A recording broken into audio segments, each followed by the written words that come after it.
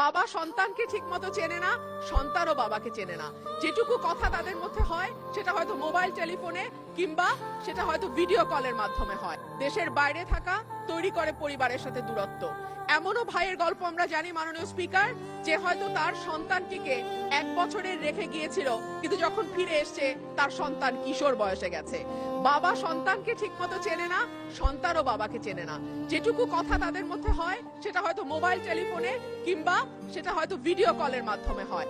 বাবা মার মৃত্যু হয় দেশে, সন্তান খবর পায় না।